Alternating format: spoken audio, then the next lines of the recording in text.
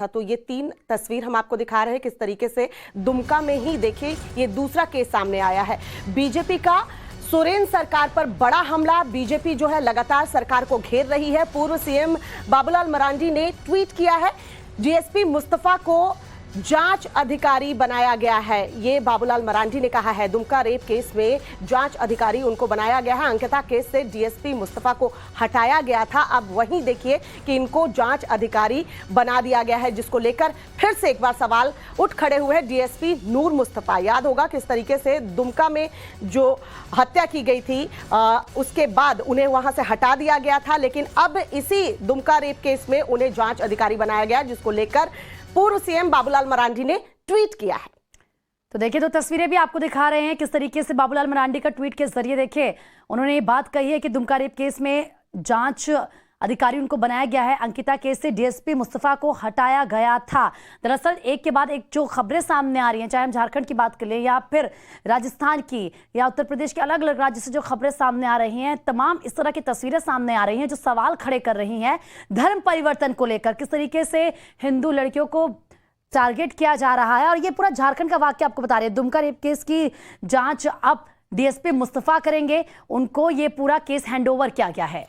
ये ट्वीट हम आपको इस वक्त दिखा रहे हैं। देखिए किस तरीके से ट्वीट करके यहां पर आरोप लगाए हैं कि जांच अधिकारी डीएसपी को बनाया गया है। जो डीएसपी जो है हटाए गए थे अंकिता केस से। क्या कुछ ट्वीट में लिखा है वो हम आपको बता दें। खबरों में बताया गया है कि रोंगटे खड़े करने वाले अंकिता हत्याकांड में नाबालिग को बालिग बता अभियुक्त शाहरुख मोइन का बचाव का प्रयास करने वाले आदिवासी संतालों के दुश्मन डीएसपी नूर मुस्तफा इस मामले का भी अनुसंधान करेंगे। ये रिश्ता क्या कहलाता है।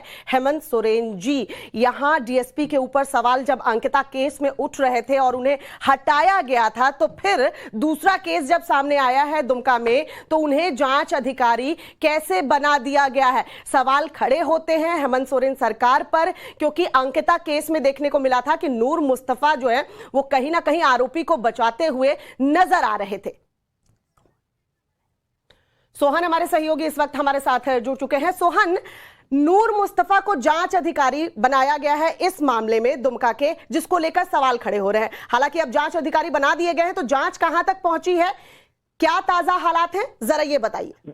देखिए, बीजेपी ने सवाल खड़ा किया है कि जो झारखंड के दुमका में डीएसपी नूर मुस्तफा है, उन्होंने जब पहली लड़की जब दुमका में पेट्रोल से जलाकर मारी गई थी तो वो नाबालिग थी, लेकिन उसे बालिग बता रहे थे और बाद में नाबालिग साबित भी हुआ और उसके केस में पॉस्को एक्ट का धारा भी लगाया। लगातार ये हंगामा मच रहा था कि नूर मुस्तफा आरोपी को बचाने की कोशिश कर रहे। जब दूसरी घटना हुई है दुमका में, जहाँ पे एक नाबालिग को मार दिया गया है, उस मामले में भी नूर मुस्तफा को जांच अधिकारी बनाया है। तो लगातार सवाल खड़ा किया जा रहा है कि एक जो अधिकारी है उसमें पहले वाले मामले में वो बचा रहे थे, दूसरे मामले में अधिकारी कैसे बना दिया गया। फिलहाल कहा जाए जिस तरीके से सोहन नूर मुस्तफा जिस तरीके से शाहरुख को बचाने की कोशिश कर रहे थे, क्योंकि पहले नाबालिग नहीं बताया गया था, उसके बाद उम्र जो है ठीक किया गया और बताया गया कि लड़की नाबालिग थी, अंकिता नाबालिग थी।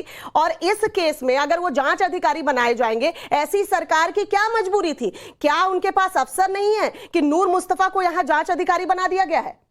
देखिए, झारखंड पुलिस में जो अफसर की कमी नहीं है, लेकिन निश्चित तौर पर झारखंड पुलिस पूरी तरह से इस मामले में चुप्पी साधे हुए है। कोई भी खुलकर बयान देने को तैयार नहीं है कि क्या मजबूरी है कि वैसे अधिकारी को दूसरे केस में उस जांच अधिकारी बनाया गया है। क्या कोई वहाँ अफसर है कि नहीं है। बगल के जो जिला है वहाँ भी कई टॉप ऑफिसर है, दुमका में ही कई टॉप ऑफिसर है, लेकिन उसी अधिकारी को बनाया गया है जिन पर पहले वाले मामले में आरोप लगा था, लेकिन दूसरे मामले में उनको जांच अधिकारी बना दिया गया। सवाल खड़ा हो रहा है और बीजेपी ने भी सवाल खड़ा किया है कि निश्चित तौर पर झारखंड पुलिस या झारखंड सरकार इस मामले को लेकर सक्रिय नहीं है। लगातार दुमका में इस तरह के वारदात सामने आ रहे हैं। सिर्फ ट्वीट होते हैं, कोई बयान सामने नहीं आता है।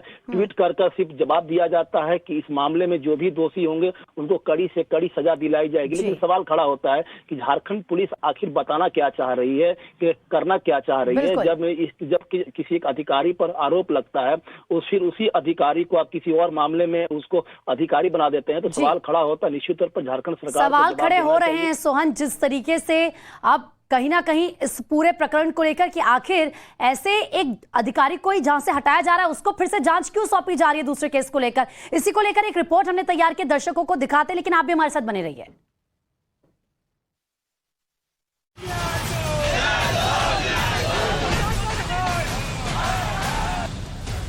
झारखंड में बेटियों की सुरक्षा लगातार सवालों के घेरे में है और इसकी वजह है राज्य में लगातार हो रही दरिंदगी की वारदातें।